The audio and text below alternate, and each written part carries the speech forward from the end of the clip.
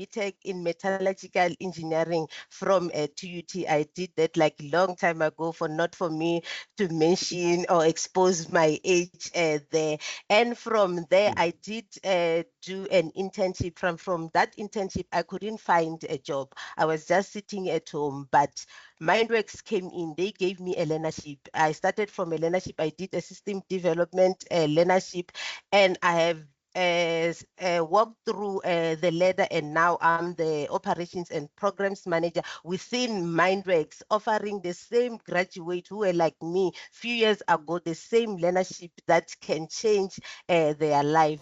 Everything is moving into cloud. So we can't be teaching people now that you need to save your documents under your downloads, you need to save your documents on your laptop, you need a USB or a hard drive to save those information, whereas now we have cloud where those information can be saved into. What I do stress a lot in those interview preps as well is this soft skills that they need to have. You know, the ability to be able to speak to seniors, the ability to integrate within their groups and within their teams in those companies, and so that type of skills, you know, is very, very important for them to be able to integrate well into like the workplace. So The Groundbreakers, Mondays to Thursdays, 7 to 9 p.m. on TUT FM.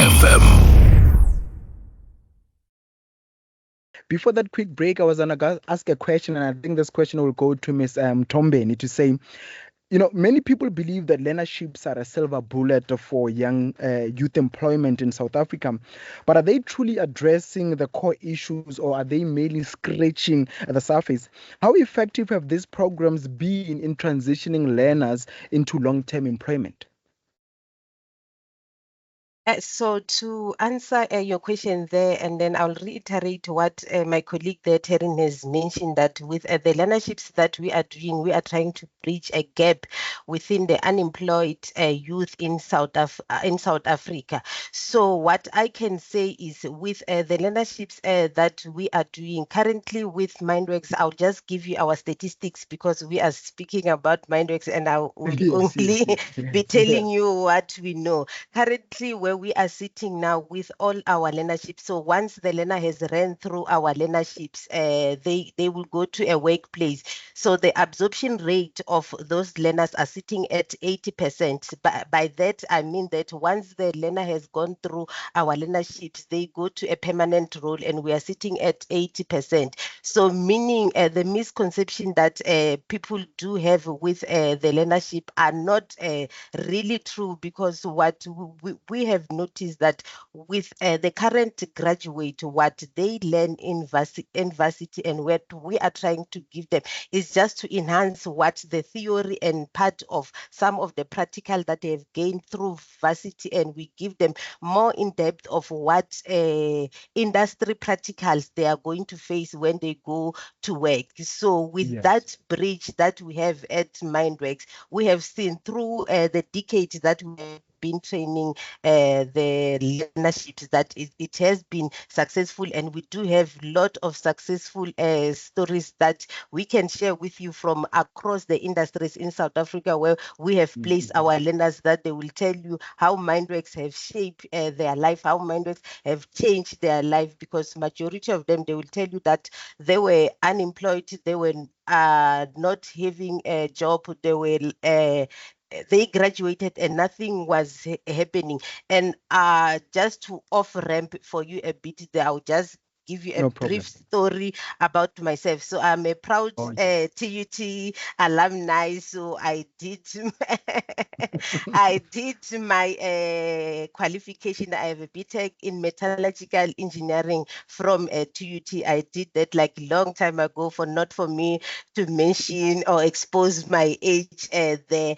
And from there, I did do an internship. From that internship, I couldn't find a job. I was just sitting at home, but Mindworx came in. They gave me a learnership. I started from a learnership. I did a system development learnership, and I have walked through the ladder, and now I'm the operations and programs manager within Mindworx, offering the same graduate who were like me few years ago, the same learnership that can change their life. And it's not just me who has a success stories, but they are people who are sitting at managerial role in IT, system development, data scientists, data analytics, just to mention a few. And those people are coming from the learnerships that we are training from Mindworx.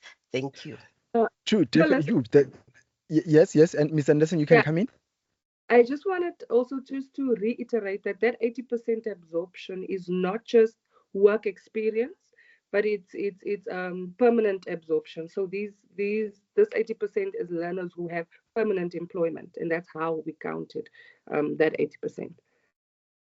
I was gonna say that to Miss Mthombeni. That's a very beautiful testimony, and I do hope that also when the time is allowing for us, we'll be able to sit there and speak such beautiful testimonies. And now, coming to you, Miss Anderson, I'm just gonna try to get out of the way some of the general questions that are there, and then we'll definitely dive deep into the question that is at hand.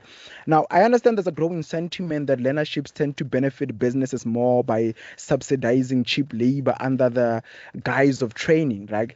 How would you then respond to the critics who say that these programs often fail to translate into genuine job opportunities? That's directed to you, Miss Anderson. I think if that question comes back to what Phyllis just said now, I think we know firsthand that given our statistics of that 80% absorption rate, that there is definitely success rate. There is, and also the learners who are on these programs, they definitely do benefit from these programs. Like Phyllis said, it's across we work in different industries. It's across industries, and as well as the fact that we know this is permanent employment. So this is long-term employment. It's not just workplace experience that we're getting for the stats or for the numbers. We do know that we're placing these people, and we know that it's permanent, and we know that it's impacting many lives because one of our values is that when we impact one person, we essentially impact five. And our goal is to impact 5,000 and essentially impact 25,000 people in South Africa. So we do know for a fact that there is definitely a benefit for the learners as well as there is for business. And Miss Anderson, when you're still there and you're speaking about different sectors, certain sectors seem to thrive with learnership initiatives while others lag behind. In your own experience, which industries are making the best use of learnerships, and where do you see the biggest gaps in leveraging the programs for or to sustainable job creation? For the first part of your question, I would say we see the biggest benefit definitely in the IT sector. Maybe it's because we are in IT. I might be a bit biased, Phyllis. But definitely in IT and in finance. I do think there's a misconception that the learner, because we offer digital skills, that these learnerships are beneficial for those two industries, and that's why we only see the benefit within those two industries. But really, it can be beneficial across industries, including retail, including manufacturing, including agriculture. So I would say essentially there's really a gap across all industries, apart from where we see the biggest benefit, which is in IT, as well as finance. All And right. just Oh, to, sorry yes. True. to No, it's interject fine. there. Yes. So just to add on and on what Taryna is saying there. So I'll tell you which industry I feel like they are lacking on and learnerships. And I'm saying that because I feel like maybe if I got a learnership, I would be a mining mogul somewhere, earning some big numbers. But I feel like the engineering sectors are the one that you don't see much on offering learnerships. But the big sectors or industries that are offering learnership, you see them on the fintechs, like your big banks, like the industries that are in insurance, just to name a few. So they are a bit of lacking in some of industries that are not taking these initiatives just to offer learnerships in the people or the graduate who have the right skills to be going to their companies. All right. And definitely, one of the biggest critiques of learnership is the accessibility issue, particularly for rural youth, for people that are maybe back at home, where you take maybe Limpopo or Mpumalanga, somewhere there. What is Mindworx Academy and its partners doing to ensure that these programs are not just reserved for urban centers, but are really inclusive and a lot of people can achieve them? So our main goal with the learnership is to impact the rural areas, and with that, because we know that with the rural areas, most of the time things go there last. They don't know what's happening. They don't know what's trending. So it's easier for us to focus in those areas, because we know that if we are impacting people who are in the rural areas, we obviously going to uplift the unemployment rate that we have. People who are in the urbans, people who are in Joburg, your mid-rand, your Sentin, already knows what's happening. They already have people who knows something, like they already know. If you have a father who is a lawyer, they already know that if you need to be a lawyer, you can talk to this person. If you need to be a doctor, you can talk to this person. But people who are in the rural areas, they don't have that kind of exposure, because you find that these people are living on a social grant, meaning they don't even have access to data. Data is something that will give you something that is trending, like what technologies are impacting our life currently. So those kind of people don't know that. And what we do at Mindworx is, when we offer the learnership, we know that a laptop might be a problem for those learners. We'll offer the learners a laptop to do the learnership for the duration of the learnership. We also buy them data every month for them to do that learnership. So we'll offer them data. So there is no excuse for you to be saying that you don't have data, you don't have internet and anything to work with. And they also get a stipend. And with that stipend now, they're not even buying data, they're not even buying anything. It's just something for them that if maybe we say we'll have an interview, that we know that big sectors are in Gauteng, and we can't shy away from that. So those people from rural areas, once they have done the interview, if maybe the interview will take place online, obviously the job will need to be in Joburg, so they will need to travel from Joburg. So with that small stipend that they're getting during their training, they can use that to subsidize for their training to come to Joburg, buy some few clothes for that first month of working, and then they look like the part. They look like the part, like professionalism, people, and professionalism, like people who are coming from around here in Johannesburg. Ms. Anderson, I saw that you also wanted to get into that question when Ms. Muthombeni was. You can definitely go in. Yeah, no, I think Phyllis said exactly what I wanted to say. I think, just to answer your question, how we are tackling that issue of reaching people, is mainly that our courses and our programs are online. So it's just made everything easier. We can reach people in different areas. Because it is online, and just like Phyllis said, we provide laptops, we provide data, and that type of technology in of itself has just allowed us, to tackle that issue, the ability to just be fully online. And I love so much when you're saying that you actually even buying them data, so that they don't say no, I couldn't do this because I didn't have data, and they can also shy away from using a public Wi-Fi's. And I was having a conversation yesterday with Miss Sharon Noel. She was speaking on the dangers of those, but I'm very glad that you're trying by all necessary means to put them a step, just push them over the bridge. And now coming to you, Miss Anderson, I just want to say the retention rate of learners within companies post learnership is often low. What do you think is the root cause of this, and how can businesses and training institutions collaborate more to improve and offer more permanent employment pathways? Phyllis, maybe you can take this.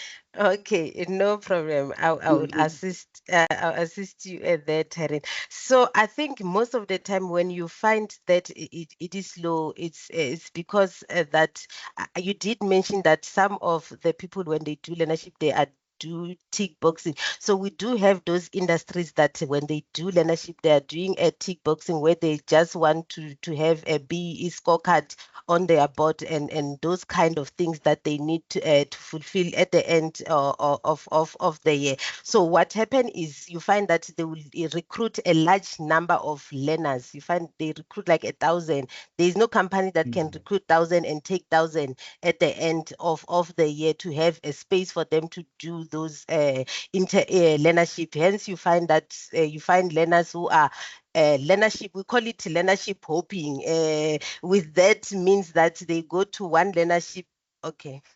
Okay, so we will normally call that learnership hopping, because you find that people goes to learnership this year, they will go to another learnership the following year, just because they will need a stipend, and that stipend, because now they are used to be getting money every year, they will just do a learnership with Mindworx, hoping to do a learnership with another provider, hoping to do another learnership with another provider. So what we do at Mindworx is when we recruit for this learnership, we don't recruit a large number of learners. We recruit with a demand from a client. So if a client said, I have a space for 10 people around data science or around data analytics, that's what we're going to recruit for. That's what we're going to train for. And we know that with training those numbers, those learners are going to stay at that certain company. They're going to have a job at the end of the day. So what you are saying is true. It does happen in South Africa, because there are different things that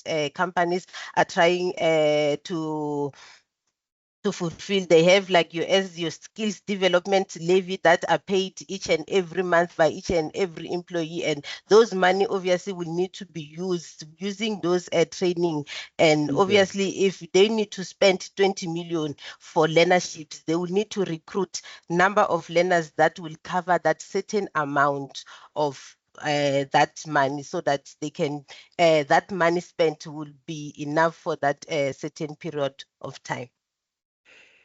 And let's come into to Miss Anderson there. A couple of questions that my colleague had prepared for you, especially for you. So I'm going to take two from those, and eventually we'll come back to Miss Muthombeni. Now, she was saying to you, what strategies do you employ to promote the Mindworx Academy's learnership programs to potential clients? So we do a lot of campaigns. We work a lot with campaigns. So we'll see where the gap in the market is. We obviously do research on the companies that we are targeting. And then from that analytics, we run campaigns all the time. We do run adverts. We do have a website, which is also linked to our emails. And then as well as LinkedIn. LinkedIn is also a huge platform that we use to find clients. Yes, basically. So that's it. And then how would you identify and engage with these key stakeholders, for example, employees or industry associates? Excuse me, you're saying how I would? How do you identify and engage key stakeholders and employees or industry associations? How do we identify them?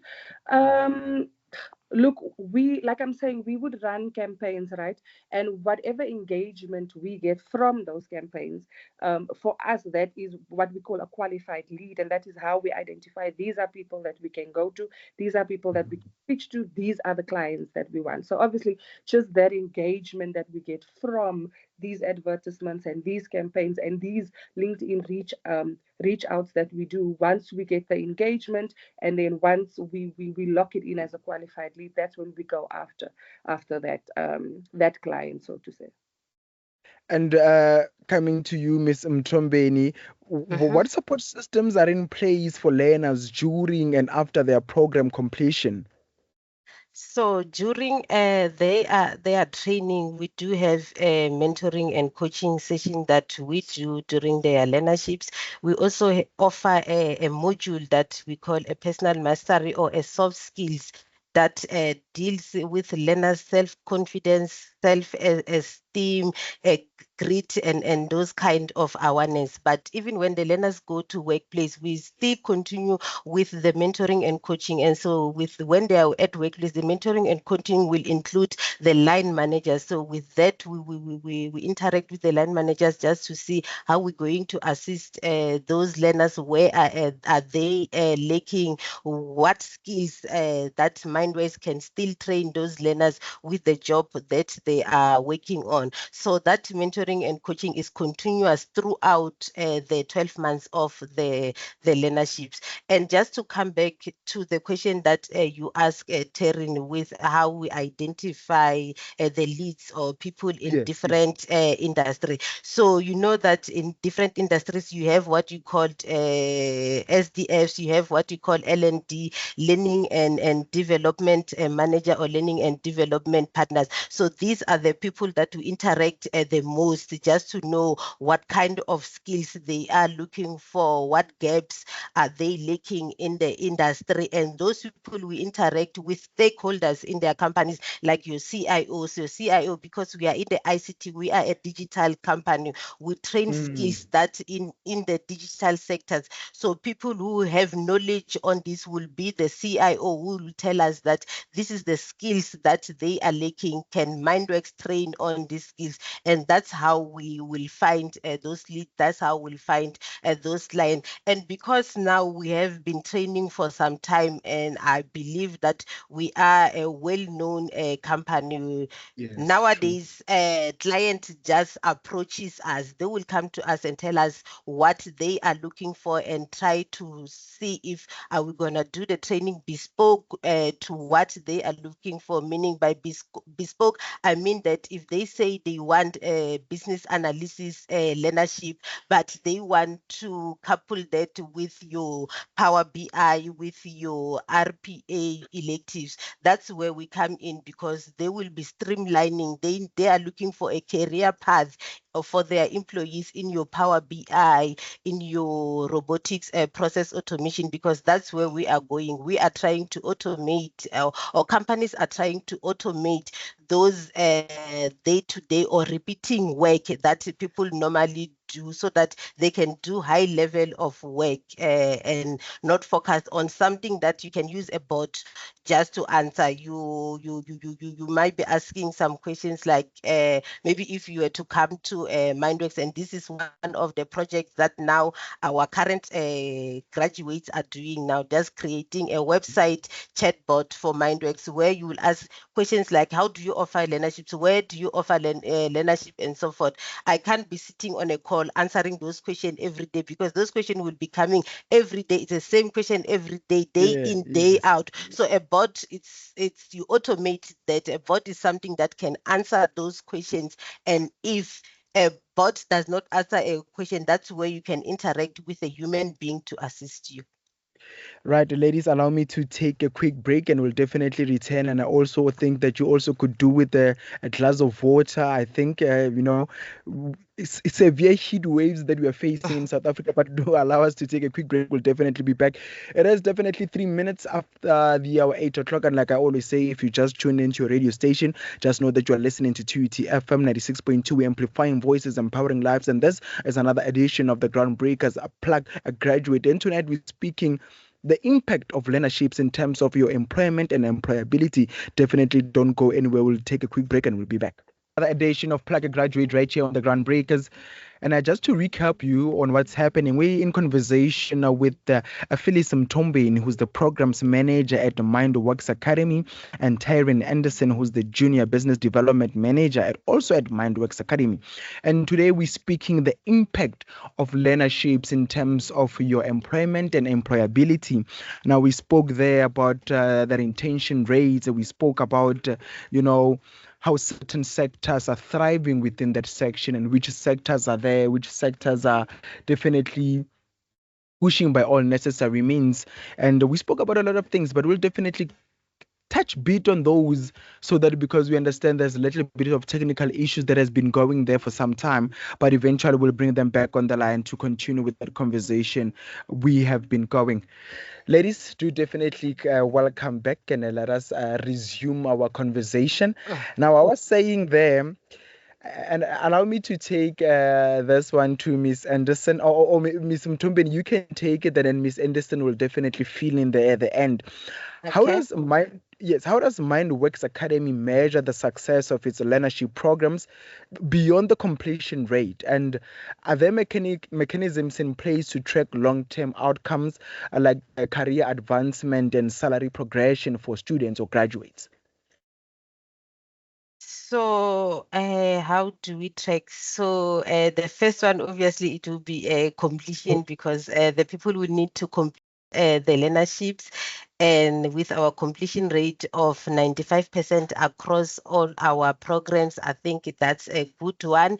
And with the after the learnership, what happened is we track them by absorption. I did mention initially when we started the interview that our absorption rate with our learnerships is sitting at 82% across Yes. the learnership. So that's how we track that the learners are sitting within the job, and we are making an impact across all the industries that we are dealing with or that we are partnering with. So that's how we track. And obviously, we are also in contact with our alumni, which we are busy building an alumni database for them. So we currently know where they are sitting, what they are doing, and sometimes some of those alumni, you find that where they are placed, they are no longer sitting at that job, but that's what we are looking for. Because if we place you maybe at a certain bank, but now you are in an insurance company or somewhere,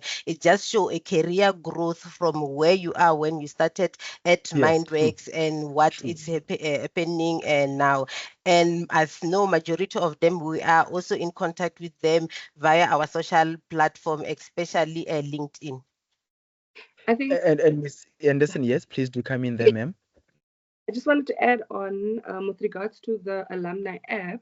We also, which is quite exciting, we also looking to have like events with our alumni to just keep in touch with them and to keep that interaction going so that we can keep up with them and keep those relationships. I know, beyond the learnerships, beyond that work integrated learning, beyond the absorption as well. So I All think right.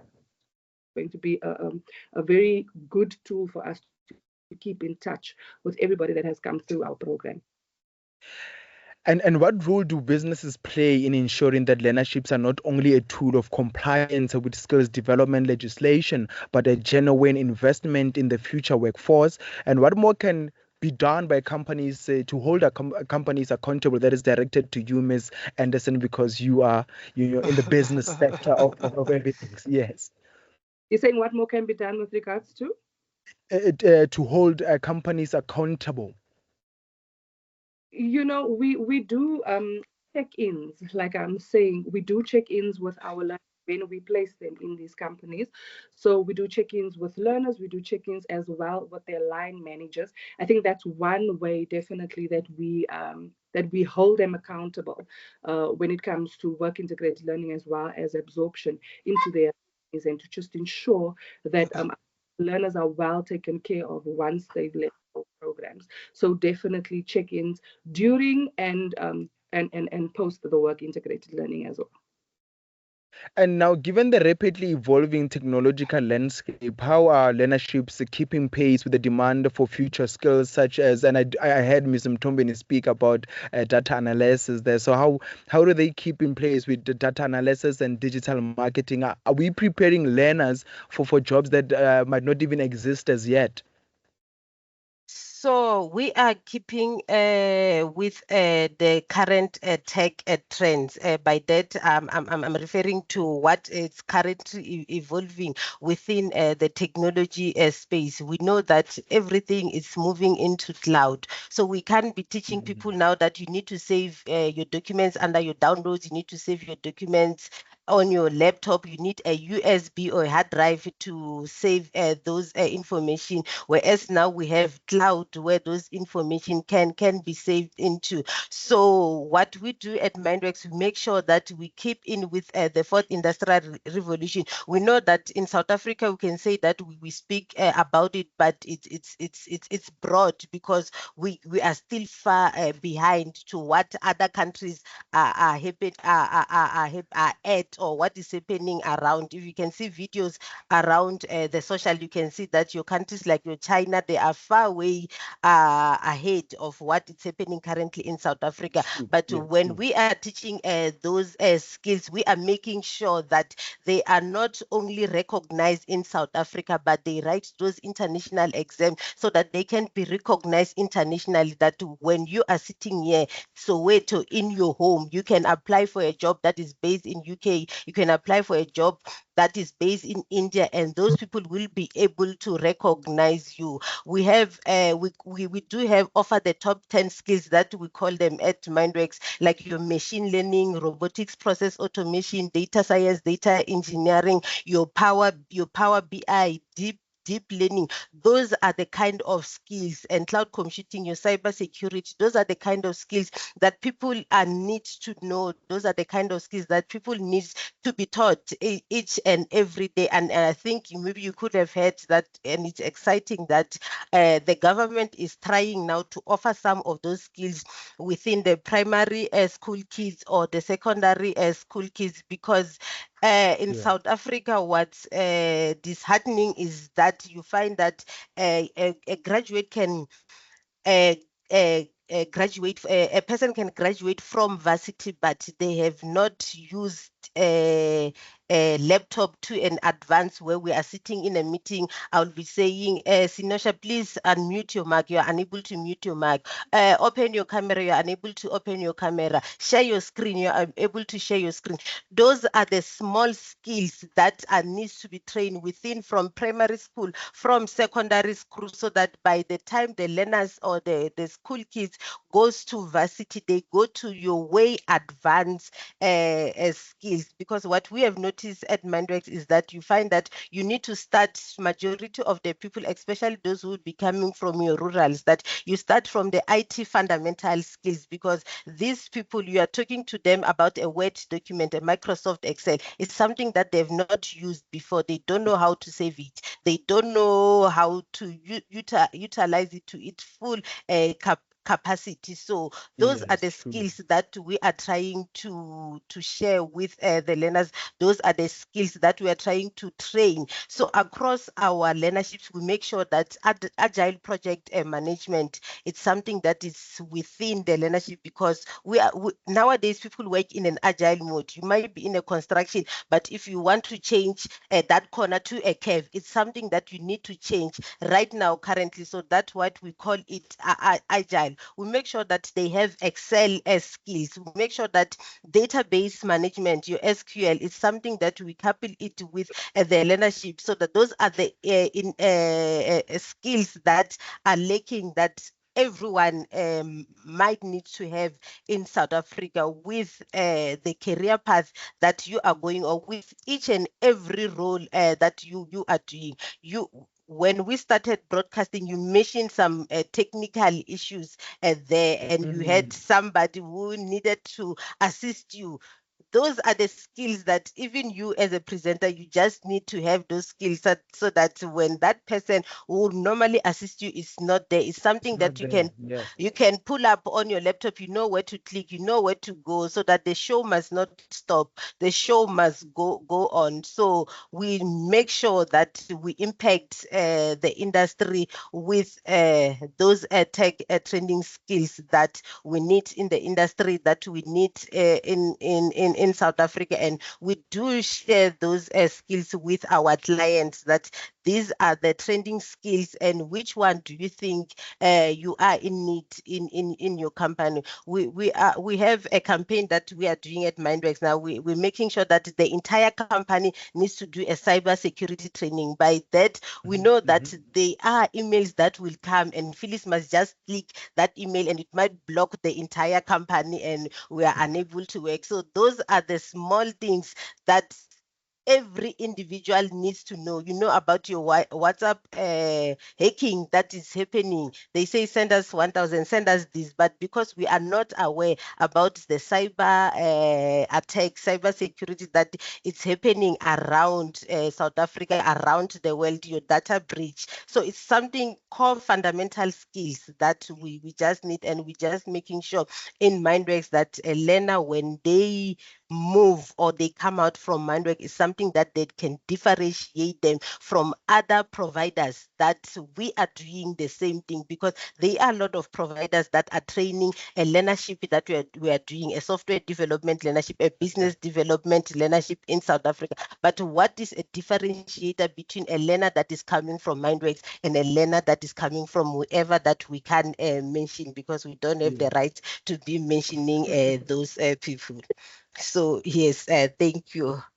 Definitely, very, very, very mindful there. Very, very mouthful that you said. Very gave, you give an answer that even I cannot come and say, but what can I ask next? Because the question is there. But Miss Anderson, also, I would like you to jump in there to say, because like Miss Muthombeni says, it's a very common challenge for learners to transition from theoretical learning to practical work, and especially in a very competitive environment.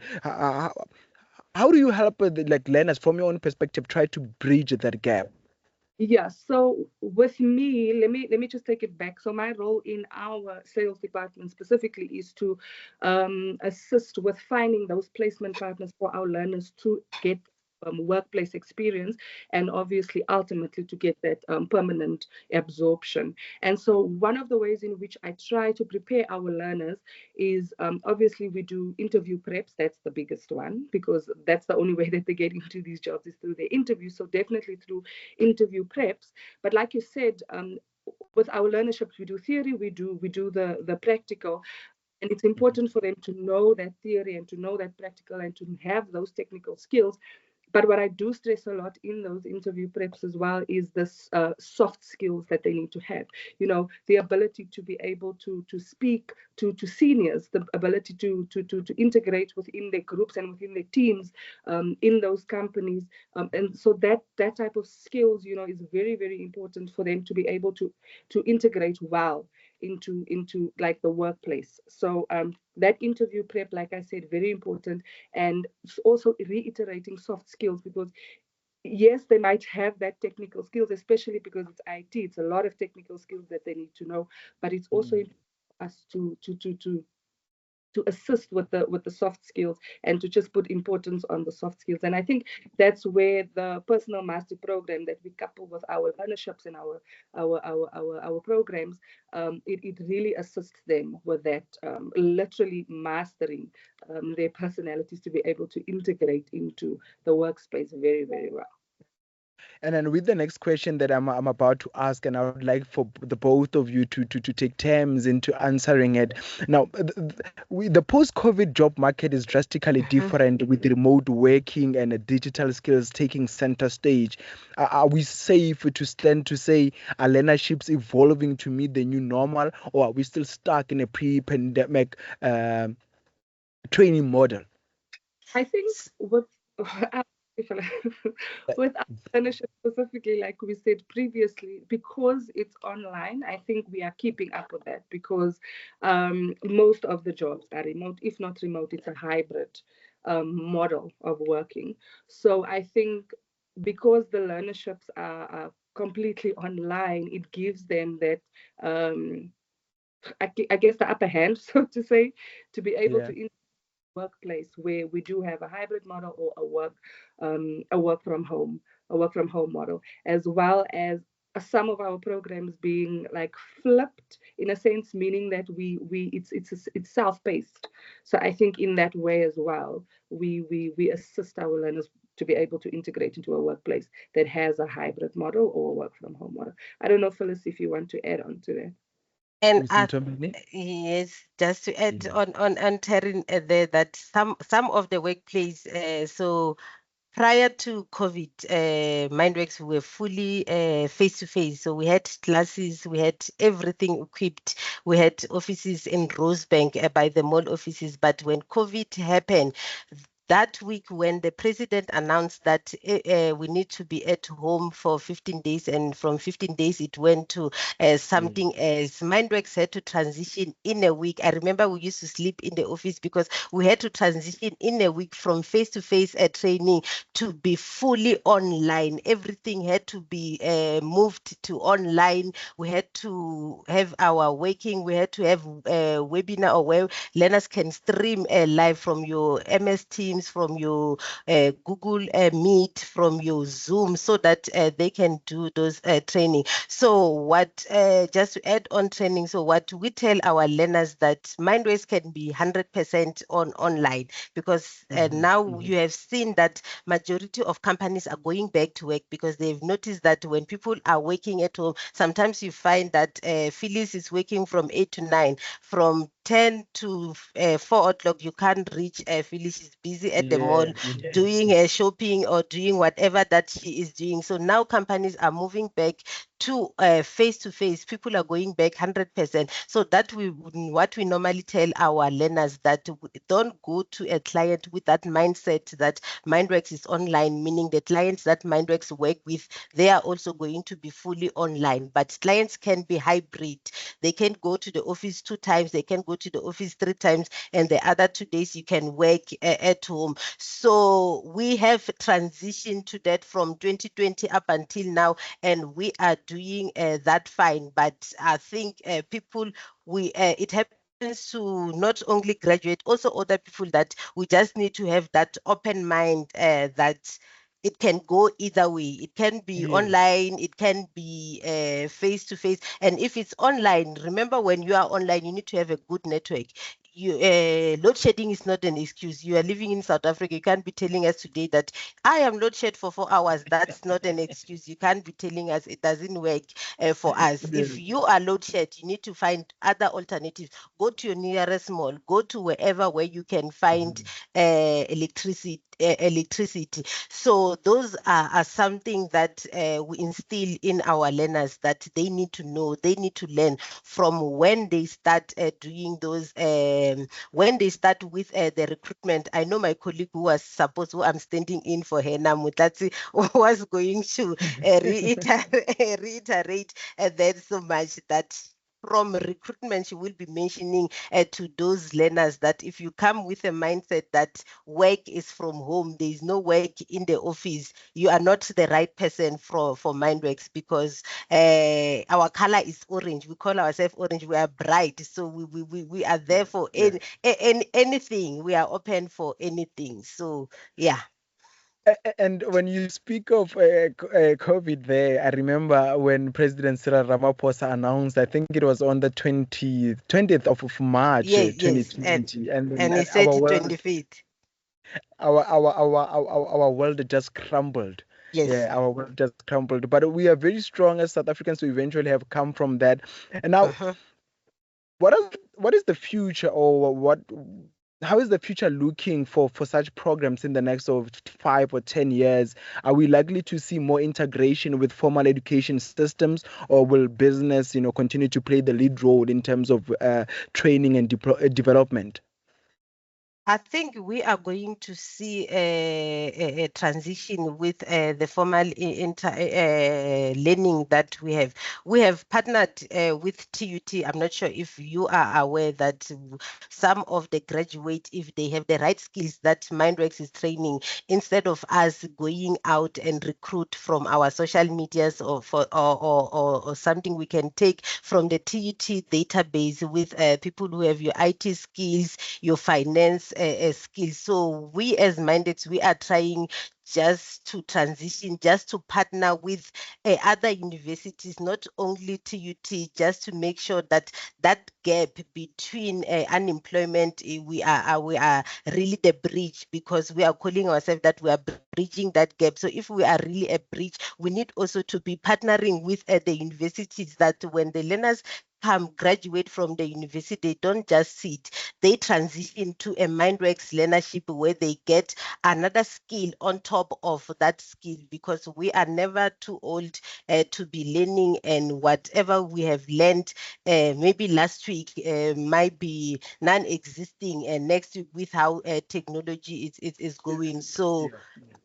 So that's how we are transitioning with universities. That's how we are transitioning with the current education, because if you can see that education, where education is sitting now, some people can say that with the 20, I can't recall exactly, that is 29% that the matriculants are passing with it. Some can get that NPS score to be admitted into university. So what will happen with that person? What skills can that person get if they are unable to get to universities? So learnerships are there for that reason, because they also work for people who are only just matrix. We are currently recruiting for a program that will be starting in November, just only focusing on matric, and not just any matrix, but people who went to varsity but drop out, meaning they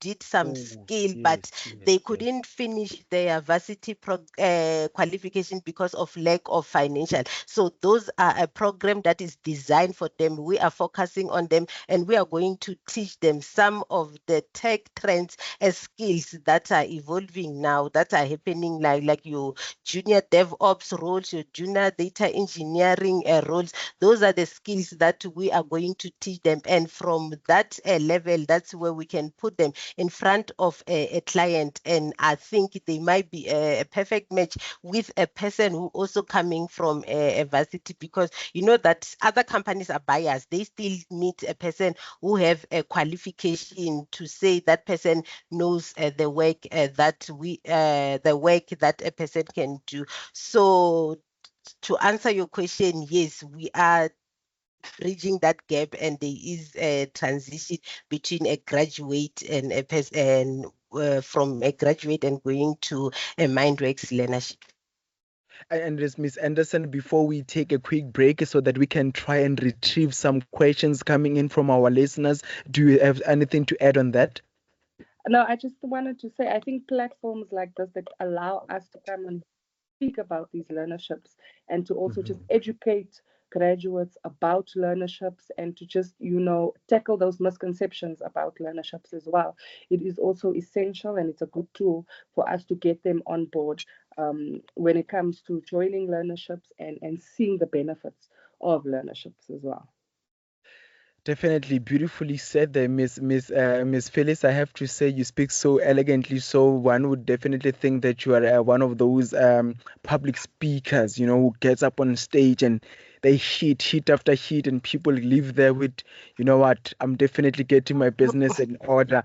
So, but I just want us to take a quick break, and when we come back, I'm trying to retrieve questions coming in from our listeners so that we can try and also get their perspectives on the matters that we're handling. Please, ladies, do not go anywhere. Sit tight. If you want to grab a glass of water, you can, a cup of coffee. If you can, I will definitely be back in a moment. Breakers, it is definitely make that one would say 22 minutes before the hour 9 o'clock, and then within that time that we are left doing, we'll be definitely trying to wrap about the conversation that we have. I'm for Taryna. When I always play the song when it comes this times in the evening.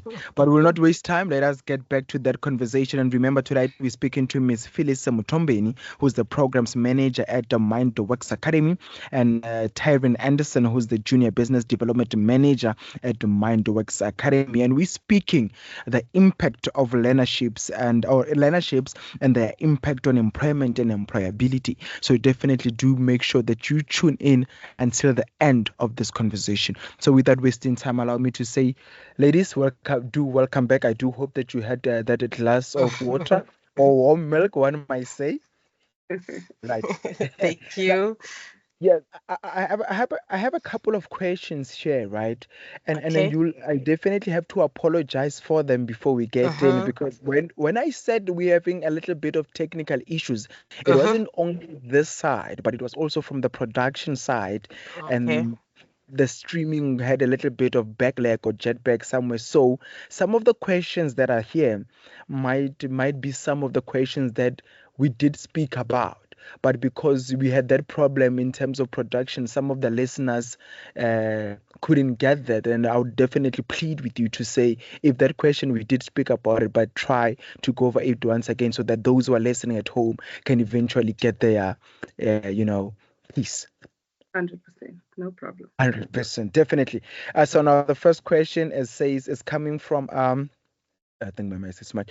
The first question is coming from Lebogang Lidwaba, all the way from here, Soshanguve Block H.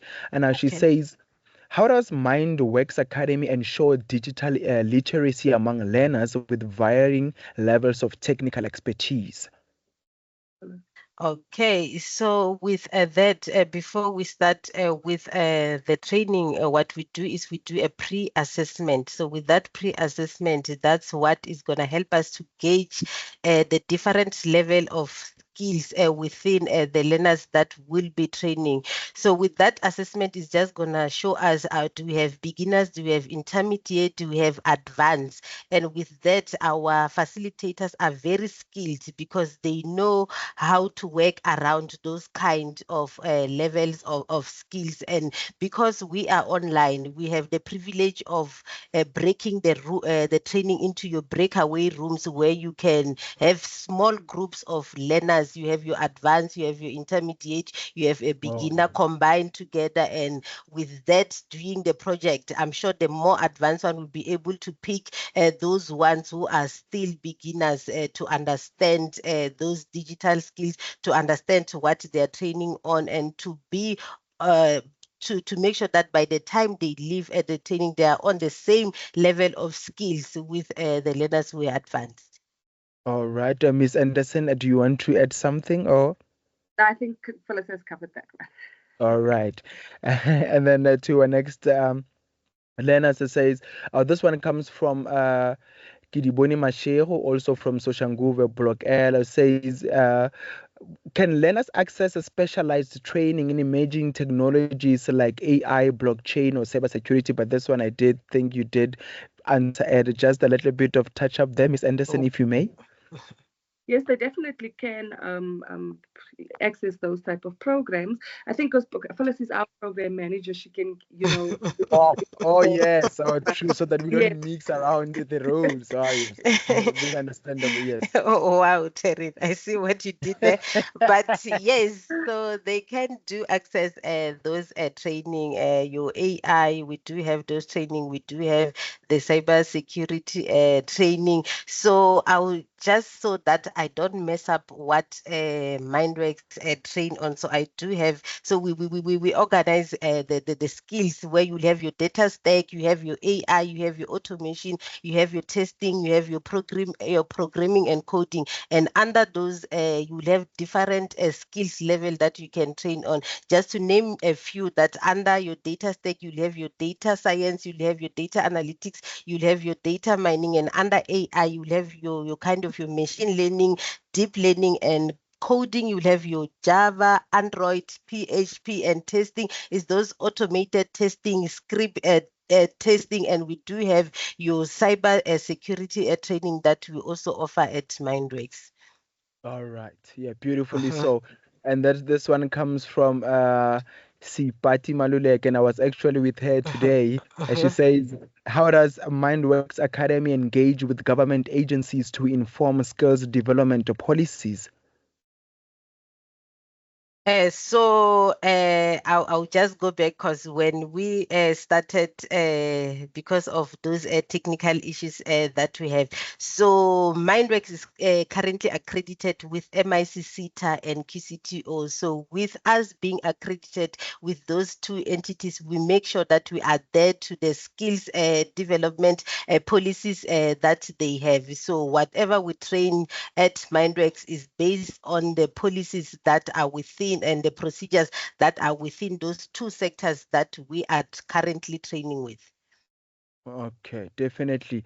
And to move along, was this one?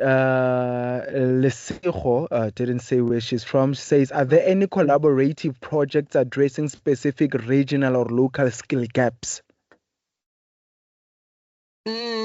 So current programs that are addressing the local skills gaps. So my answer would say a definite yes, because we are a digital academy and the training that we are training on is the digital skills training. So all the training that you can see under Mindworx Academy website, those are the skills that are addressing the skills gap or local gap that we have currently in South Africa. I mentioned that we do have testing courses that we do, and if you can check around a majority of the companies, you will see that people who are doing those manual or automated testing are people who are from your India, people who are from your UK. So those skills are some of the skills that are lacking in South Africa, and those are the skills that we are focusing at Mindworx just to train our graduates on. All right, and I think those are the few ones that we have, because in Okay. majority of those cases we did. And about this one here that says, how do you measure the return on investment for clients investing in Mindworx Academy learnerships? So how do we measure so all our clients needs to meet the completion rate. So majority of them have 80% completion rate for them to have their return. And currently at Mindworx, across all the learnership, we are sitting at 95%. So we are surpassing that completion rate by 15% to make sure that the companies are getting the return of what they're investing on our young ones. All right. And I think this one would go to the both of you. Just says, what is the typical duration of Mindworx Academy's leadership programs? So okay, you can go ahead, Terry. It's 12 months. Our learnerships are 12 months, of which I think it's 3 months, for 3 or 4 months, which is theory, and then thereafter we do work integrated learning. So Yes. All right. learnership. And I'll just take the last one. That's eventually the last one. This lady is saying, can you just please share success stories or case studies of learners who have completed the Mindworx Academy's learnerships? That's definitely one for Phyllis. She's been there with And I thought at this particular moment of time that you, Miss Anderson, would take one, and Miss Muthombeni would also take one, because she did explain at the beginning of the show that she's a living testimony of you understand. So I thought at this particular question that maybe you also would try to bring in something that what of my testimony. you can share yours. Yes, like I said, I'm the junior business development manager in our sales team at Mindworx, but obviously I didn't start there. I'm actually a WITS alumni. I went to WITS University. I studied a BA General degree at WITS University, and then I did the system development NQF level 5 learnership with Mindworx. Thereafter, I did my work integrated learning with the company as well, and I think that's a good thing about Mindworx as well. It's not that we are only a training provider, and then we look for other placement partners, but we also provide that employment for our learners that come through our program, so they can also find their home within Mindworx. I mean, I'm a living testimony to that. And So yeah, so I did my work integrated learning with Mindworx as well, where I was contributing to our funding department. So essentially doing an internship with them. And then I got absorbed into Mindworx and now assisting in the sales department as a junior business development manager. So I think that's a good story to tell as well. Definitely, I have to give you a round of applause for that. And Miss Muthombeni, in closing, because we left with a couple of minutes, Mhm. some of the stories besides yours and Miss Anderson that some of the listeners can eventually listen to and take into cognitive acknowledgement to say, I heard about this person. I definitely want to push through that and be that type of person also. So we do have one learner. I think that learner is on our LinkedIn page. They did, I think, oh, I can't remember when was it, but this learner graduated from university and he did, I think, a finance degree or BCom in finance, if I can recall correctly. And he struggled to get a job within that. So he came to Mindworx where he did a business analysis learnership. With that business analysis learnership, where he was placed with one of the banks that we work with just to do his internship and work integrated learning. He finished that job and now he's currently in one of the insurance company and he's the manager there working as a manager from Mindworx. I'm sorry, I'm not mentioning any companies, but his name is Jubilant. So that success story is on our LinkedIn page. I think we posted it recently about him and where he comes from. So we do have a majority of those success stories that are across. And I think by the time when we launch our alumni app, which it's going to be is few weeks away now, we are going to be posting all those success stories. So people just need to be on the lookout on our LinkedIn page. They need to be lookout on other socials that we have at Mindworx and also be lookout on our website because that's where we'll be posting those success stories. So besides me and Taryna, we do. Yeah. And Taryna here, we do have like your 3,500 across South Africa success stories that have came through Mindworx that have done the learnership, and now they are living testimony of where the learnership has taken them from where they are, from being an unemployed graduate just sitting at home watching your Netflix, your Showmax at TV, and now they are doing jobs at a reputable client within Mhm. South Africa. They are across all the fintechs, insurance companies. Some are at the bank that are doing a great job that they couldn't even imagine themselves doing. I was doing a reference check for one of our learners now who is a system developer. He's a back-end developer. So I was just giving a reference check for where when they were interviewing, they told me that they are looking to place him on a senior role. So those are some of the success stories because this person were with Mindworx 2 years ago.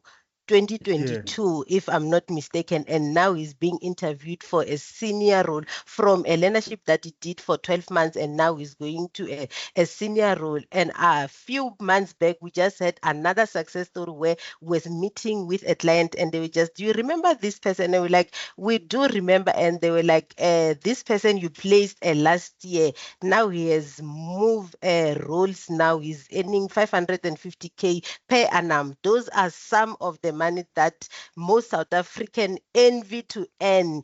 But Definitely. yeah, yeah. So those are some of the success stories that I can mention to you of the learners that have gone through our learnerships and where they are now. Sure, definitely. That's beautiful, and I hope that everyone who's listening at home can definitely try by all necessary means to try and take that with a very big heart. Now, ladies, please do allow me to ask to say where can people get in contact with you? People that want to enroll at your academy. What is the process? What is the procedure? So So one the is through our website. Phyllis, you can go ahead. Sorry, continue. No problem, Terry. So one is through our website, as Terry has mentioned. So Mindworx is big. It has consulting, it has recruitment, but they just need to go at under Mindworx Academy. So within Mindworx Academy, they will have different programs that we offer, and they can be able to apply on those programs that we offer. And another one would be normally when we are about to run a program, it will be on our social. There is an ad now, just for they are getting an exclusive now. There will be an ad that will be out now on our social. I think if it's not out by Friday, it will be out by next week on our social, where we will be recruiting for a new program that will be running in November and December. So people can be on the lookout for that. But our database, it's open for anyone to apply anytime, and we do have a team that is every day filtering on those recruitment or on those CVs, just to find a perfect fit for our clients and the learnerships that we are running. Thank you so much for your time. But before I let you go, just want to say to you, Miss Anderson, you spent most of this session not really saying much, just there and there. But we do thank you so much for your time. But I want you, before you leave, to give out a word of encouragement to everyone that is listening. Then we'll close off. I hope that what they can take from this interview is to not underestimate the power of learnerships, to go out there to do it. It really does bridge the gap between graduates who are fresh out of university and that first workplace experience for them. So I think I just want to leave your listeners with that, to say, please do not underestimate the power of learnerships. You can really find a very good job in South Africa through learnership programs. I will leave you with that. All right, and Ms. Muthombeni, for you to close off as our programs manager, as Terence says, because I think with my close off, I would just want to thank you, TUTFM, for giving us this platform to talk to your listeners and also talk to a graduate of South Africa about our learnerships that we offer, about the training that we offer, and how we can bridge that gap. We are here to help. And as Taryna has mentioned, that our big audacious goal as Mindworx is to train 5,000 learners by 2028, and by that we are going to impact 25,000 lives. So please just make sure that within that 5,000 learners that we are going to train, you are going to be part of it, and we are going to make a change in South Africa. It's in our hand to make that change, and also it's in our hand to continue learning. Nowadays, people can't say they can't learn because they don't have access. You are always on TikTok, you are always on WhatsApp posting those videos. Just use the data that you have. Go on YouTube. We have different short programs that are on LinkedIn. They are free. We have Coursera's, we have Udemy's. Those are offering the free programs that you can learn. Go on YouTube. When you just type on YouTube skills that can learn. If I'm in engineering, what skills that I can do to couple it with an engineering job that can enhance my skill, that can separate me from a learner that is coming from this university, because we have hundreds and thousands of graduates that are graduating each and every year. But what is it that is going to set you apart? What is it that's going to differentiate you from the other person? Besides waiting for the learnerships that are there, also continue learning. Just make it your goal that you continue learning each and every day. Learn something new, because technology is not gonna wait for us. It's just gonna move, and if we are not moving with it, sometimes we'll say that they are not jobs, but we don't have the right skill to supplement for those jobs. Thank you. ladies, I definitely have to say thank you so much for making time to come on and speak to us and inspire some of our listeners. And I'm sure those that have an ear have definitely heard everything that you have spoken about, and will definitely enroll for that coming program between November and December. I thank you so much, and I do hope that you have a lovely evening. Thank you so much. Thank you so Thank you. much. The Groundbreakers, Mondays to Thursdays, 7 to 9 p.m. on TUT FM.